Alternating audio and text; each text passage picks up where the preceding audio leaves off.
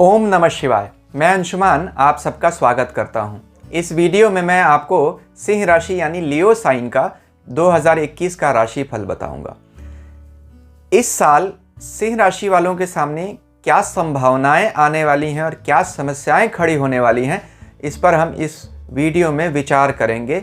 और कुछ समस्याएं अगर आती हैं तो उनसे हम क्या उपाय करके बच सकते हैं, इस पर ज़रूर चर्चा करेंगे। तो वीडियो कृपया मेरे साथ अंत तक ज़रूर देखिए।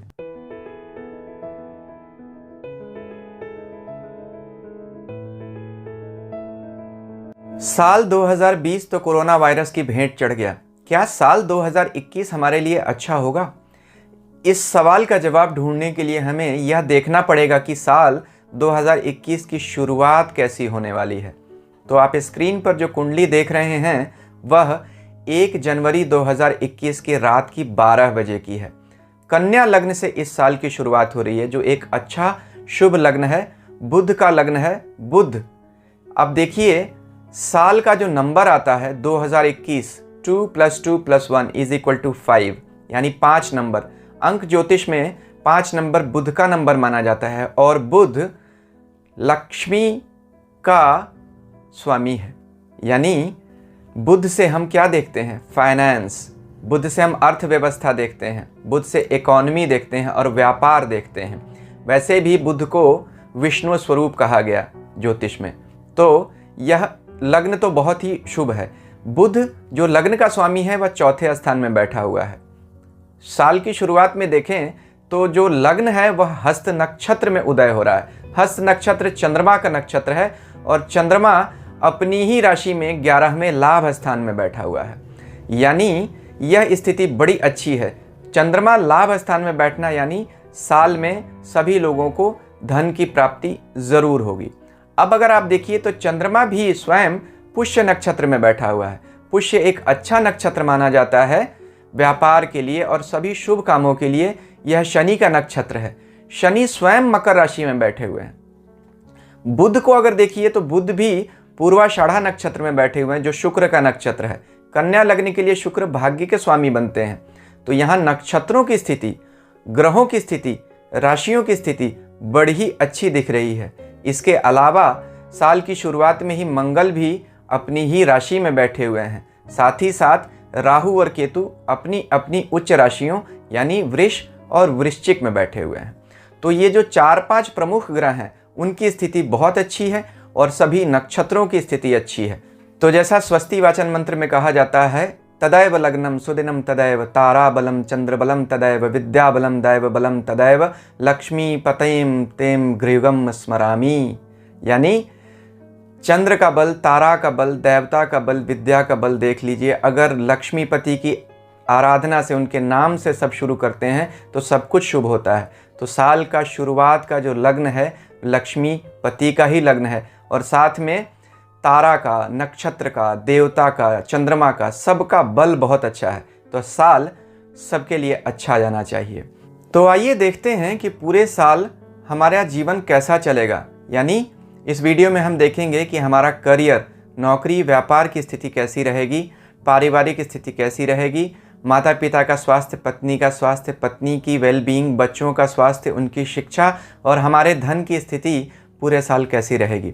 एक बात बता दूं, अगर आप शादीशुदा नहीं हैं तो सिर्फ आपको अपनी ही राशि का विचार करना चाहिए।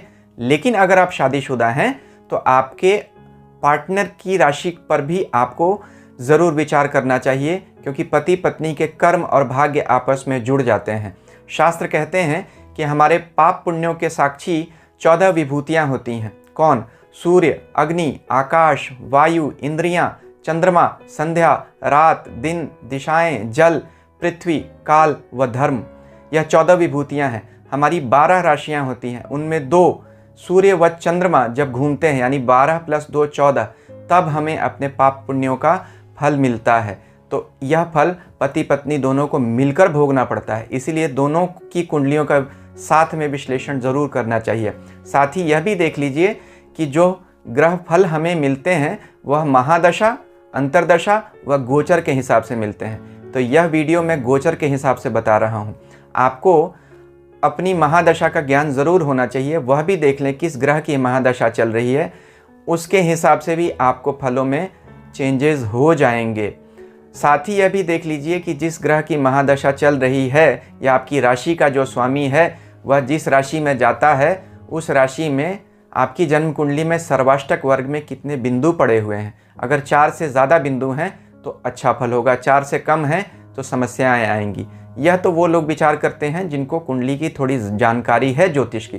जिनको नहीं जानकारी है वो आराम से सिर्फ राशिफल सुन सकते हैं, कोई विचार विशेष करने की आवश्यकता नहीं है, क्योंकि यह फल तो कमोबेश सबको मिलने ही हैं।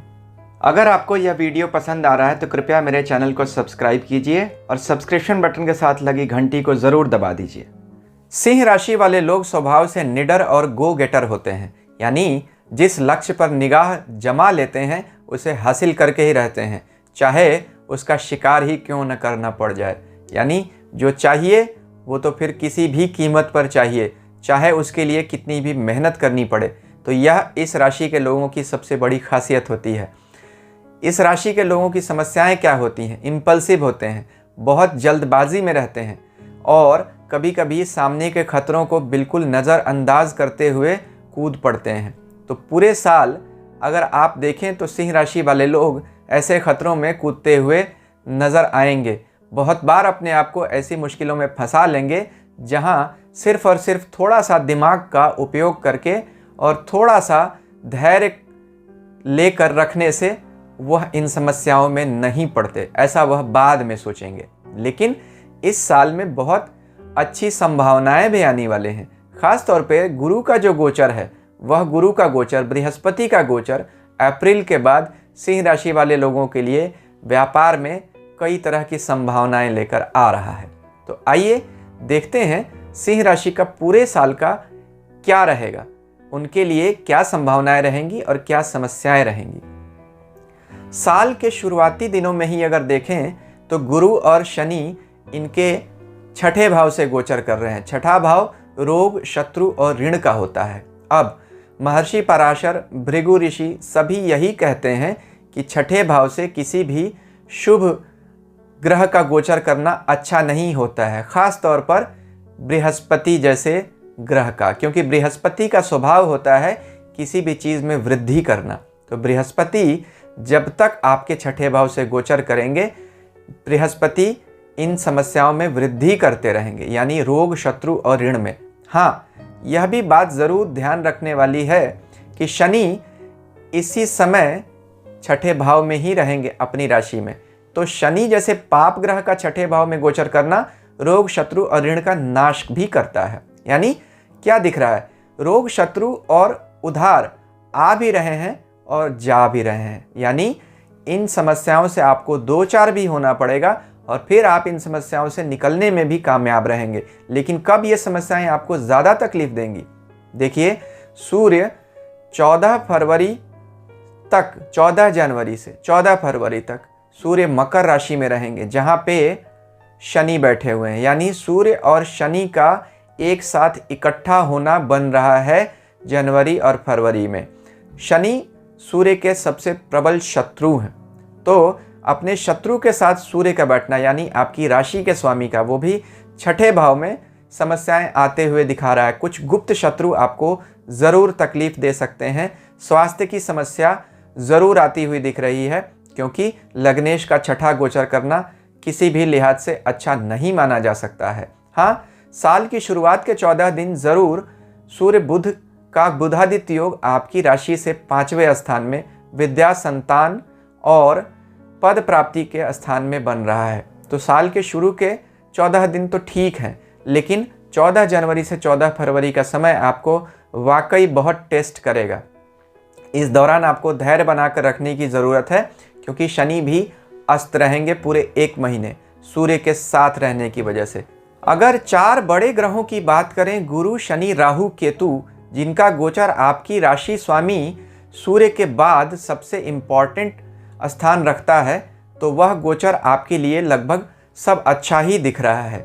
शनि पूरे साल आपकी राशि से छठे स्थान से गोचर करेंगे, रोग, शत्रु, ऋण का नाश करते हुए दिखाई दे रहे हैं। नौकरी पेशा वाले लोगों के लिए अच्छी खबर मिल सकती है, पदोन्नति भी हो सकती है। मुकदमे जिसके चल रहे हैं उसको मुकदमे से राहत मिलेगी। शारीरिक स्वास्थ्य भी ठीक रहेगा। बीच में कुछ समस्याएं आएंगी गुरु के गोचर की वजह से, लेकिन शनि आपके स्वास्थ्य को संभालते रहेंगे पूरे साल। गुरु का गोचर अगर देखा जाए तो 5 अप्रैल से सितंबर तक गुरु आपके 7वें भाव से गोचर करेंगे। अब 8वें स्थान के मालिक का 7वां गोचर करना और लग्न को देखना थोड़ा सेहत के लिए चिंताजनक ज़रूर है, लेकिन ओवरऑल चूँकि आपकी राशि के स्वामी सूर्य के परम मित्र हैं, तो परम मित्र का और 5वें लक्ष्मी स्थान के स्वामी बृहस्पति का लग्न को देखना लक्ष्मी प्राप्ति के लिए और किसी तरह की पदोन्नति के लिए, जीवन में आगे बढ़ने के लिए, व्यापार व्यवसाय में तरक्की के लिए अच्छी स्थिति को दिखाता है। हाँ, राहु और केतु का गोचर बहुत इंपॉर्टेंट है। पूरे साल राहु आपकी राशि से 10वें यानी कर्म स्थान से गोचर करेंगे, जहाँ राहु उच्च के होंगे। तो राहु का उच्च का गोचर कर्म स्थान से होना दिखाता है कि आपके कर्म में बहुत बड़ी ऊंचाई आएगी इस साल, क्योंकि 10वें और 11वें भाव में राहु जितना दे सकते हैं उतना दूसरा कोई ग्रह नहीं दे सकता है।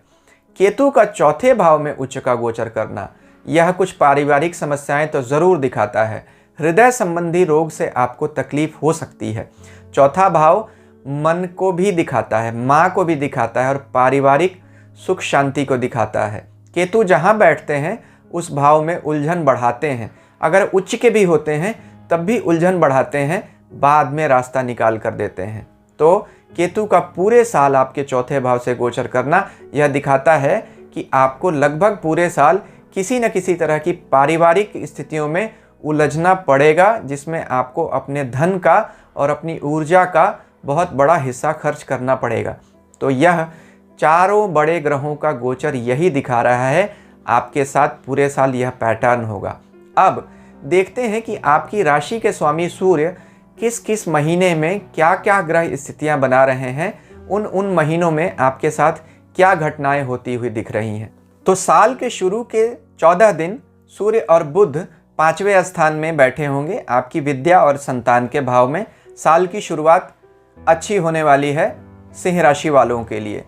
14 जनवरी से 14 फरवरी तक राशि स्वामी सूर्य आपकी राशि से 6ठे भाव से गोचर करेंगे, जहां उनका मिलन गुरु और शनि के साथ होगा, जहां वह शनि को पूरे 1 महीने 14 जनवरी से 12 फरवरी तक अस्त रखेंगे।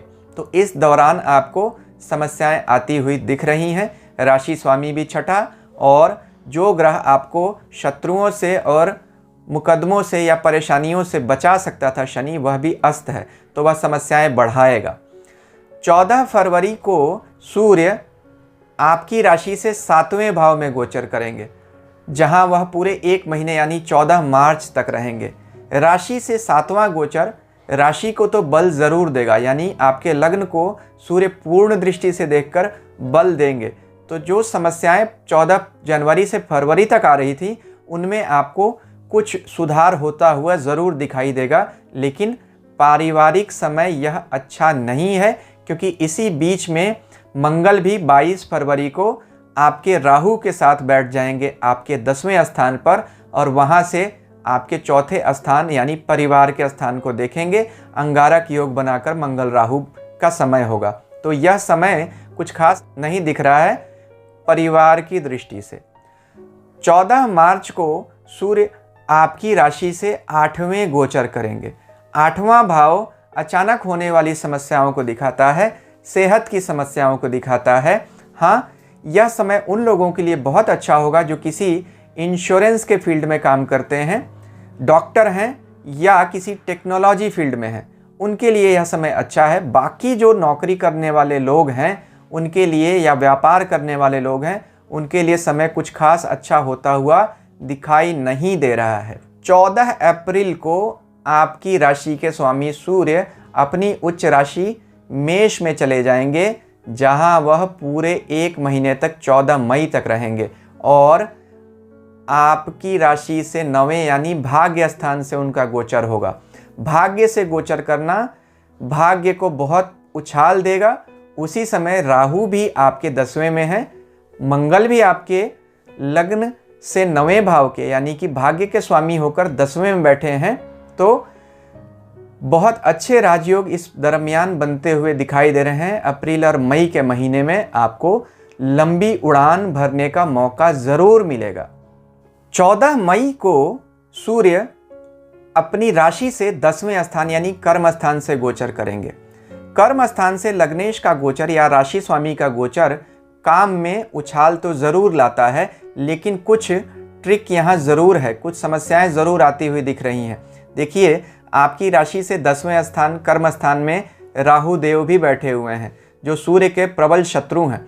तो सूर्य और राहु का एक साथ बैठना 14 मई से 14 जून तक का जो समय है, यह आपके पिता के स्वास्थ्य के लिए अच्छा नहीं है। अपने अधिकारी वर्ग से आपके संबंध भी कुछ बिगड़ते हुए दिख रहे हैं। कार्य क्षेत्र पर किसी तरह के विवाद से बचें, अपने बॉसेज से अपने वर्क प्लेस पे ना उलझें, नहीं तो यह समय कुछ दंड भी लेकर आता हुआ दिख रहा है। तो यह समय राम नाम करते हुए शांतिपूर्वक बिता दें। 14 जून को सूर्य मिथुन राशि में चले जाएंगे, जहां वह 14 जुलाई तक रहेंगे। लग्नेश का 11वें गोचर करना आय के साधनों में वृद्धि करेगा, क्योंकि 11वां घर आय का घर होता है। तो यह समय अच्छा होता हुआ दिखाई दे रहा है। इसी समय देखिए, गुरु भी आपकी राशि से 7वें होंगे, तो 7वें गुरु की 5वीं दृष्टि सूर्य पर आएगी। तो सूर्य को अपने परम मित्र का बल मिल जाएगा, जिसकी वजह से आपके आय में और वृद्धि होने के चांसेस दिखते हैं। तो यह समय 14 जून से लेकर 14 जुलाई का आपके लिए बहुत अच्छा होता हुआ दिखाई दे रहा है। 14 जुलाई को राशि के स्वामी सूर्य अपनी राशि से 12वें स्थान में गोचर कर जाएंगे। 12वां गोचर सेहत के लिए या काम धंधे के लिए अच्छा नहीं माना जाता है। हाँ, जिन्हें विदेश जाने की इच्छा हो या प्रयास कर रहे हैं, उनके लिए तो समय अच्छा है, लेकिन 14 जुलाई से 14 अगस्त का समय आपके लिए खर्चे बढ़ते हुए दिख रहे हैं। खास तौर पर उसी समय शनि और सूर्य आमने सामने होंगे एक दूसरे से 7वें। तो यह समस्याएं आपके फिर कार्यस्थल पर और पिता से आती हुई दिख रही हैं। खर्चे दिख रहे हैं, बीमारियों पर घर में कुछ खर्चे होते हुए ज़रूर दिख रहे हैं। छोटे भाई बहनों को भी कुछ समस्या आती हुई दिख रही है। 14 अगस्त को सूर्यदेव अपनी ही राशि पर आ जाएंगे, जहां वह 14 सितंबर तक रहेंगे। यह इस साल का आपका दूसरा सबसे अच्छा समय होगा अप्रैल मई के बाद। यानी इस समय में आपकी राशि के स्वामी सूर्य के परम मित्र गुरु की भी 7वीं दृष्टि राशि स्वामी सूर्य पर ही होगी, तो गुरु का भी बल मिल जाएगा। तो गुरु और सूर्य का आमने सामने बैठना आध्यात्मिक लाभ के लिए, दुनिया के भी लाभ के लिए, सांसारिक लाभ के लिए भी, स्वास्थ्य लाभ के लिए, हर तरह की पदोन्नति के लिए बहुत अच्छा माना जाता है। तो अगस्त से सितंबर का समय आपके लिए अच्छा होगा। 14 सितंबर को सूर्य आपकी राशि से दूसरे चले जाएंगे धन भाव में, तो धन का लाभ होता हुआ ज़रूर दिख रहा है। परिवार का भी कुछ बढ़ोतरी दिख रही है, परिवार में भी कुछ ना कुछ अच्छी न्यूज़ आती हुई दिख रही है। परिवार के लोगों की भी तरक्की होगी। 14 अक्टूबर 2021 को सूर्य अपनी नीच राशि में गोचर कर जाएंगे। इसी समय गुरु भी अपनी नीच राशि में होंगे और शनि की 10वीं दृष्टि सूर्य पर होगी। 14 अक्टूबर से 14 नवंबर का समय आपके लिए अच्छा होता हुआ दिखाई नहीं दे रहा है। खास तौर पर काम के सिलसिले में कुछ कान के रोग या आँख के रोग भी आपको होते हुए दिख रहे हैं। यह 1 महीने का समय आपको बहुत ही सावधानी से बिताना पड़ेगा। 15 नवंबर को सूर्य वृश्चिक राशि में प्रवेश कर जाएंगे, जहां वह अपने शत्रु केतु के साथ बैठे होंगे। सूर्य केतु का संयोग फिर से अच्छा नहीं होगा, तो यह फिर पारिवारिक उलझनों के लिए यह समय होगा। परिवार में कुछ न कुछ ऐसी समस्याएं होंगी, आपकी अपनी सेहत को लेकर भी आपको समस्याएं होंगी। हड्डी के रोग और आँखों के और हृदय के रोगों से बचने की आपको बहुत ज़रूरत है। इस समय में अचानक स्वास्थ्य बिगड़ सकता है। सावधानी रखनी बहुत ही आवश्यक है। इस समय कोई बचाव होता हुआ भी नहीं दिख रहा है। 14 दिसंबर को सूर्य धनु राशि में प्रवेश कर जाएंगे, जहां वह हर तरह की परेशानी से दूर होकर अपने मित्र बुध के साथ बैठेंगे। तो सिंह राशि वालों के लिए अगर साल में कभी परेशानियां आएं तो उन्हें क्या करना चाहिए? देखिए, भगवान विष्णु के 10 अवतारों में से 9 अवतार 9 ग्रहों से संबंधित हैं। सिंह राशि वालों के लिए भगवान विष्णु का जो अवतार है वह नृसिंह अवतार है, यानी नृसिंह भगवान नरसिंह सिंह राशि के अधिपति देवता माने जाते हैं। तो आपको कभी भी अगर साल में सिंह राशि वालों को समस्या हो तो भगवान नृसिंह की पूजा करें। मंत्र क्या होगा? ओम न्रीम न्रीम न्रीम नृसिंहाय नमः। ओम न्रीम न्रीम न्रीम नृसिंहाय नमः। काल सर्प दोष अगर सिंह राशि वालों को हो या किसी भी राशि वालों को, तो भगवान नृसिंह को मोर पंख चढ़ाने से दूर हो जाता है। सिंह राशि वालों को पूरे साल कभी भी अपने शत्रुओं से तकलीफ हो तो भगवान नृसिंह को चंदन चढ़ाएं और उसे खुद भी प्रसाद के रूप में अपने सर पर धारण करें, तो शत्रु बाधा से मुक्ति होगी या रोग बाधा से मुक्ति होगी। कभी नौकरी में समस्या आए या सेहत में कुछ समस्या आए तो आप भगवान नृसिंह को दही का भोग लगा सकते हैं, इससे भी आपको समस्या दूर होगी। आप आदित्य हृदय स्तोत्र का रविवार को पाठ कर सकते हैं। तो यह सारे उपाय करके सिंह राशि वाले लोग इस साल को अच्छा कर सकते हैं। जो उनका अच्छा समय है उसमें तो उन्हें अच्छे परिणाम मिलेंगे ही। जब तकलीफ हो तो इस उपाय को करके वह अपनी तकलीफ से दूर हो सकते हैं। ईश्वर हम सबका कल्याण करें। शांति हो।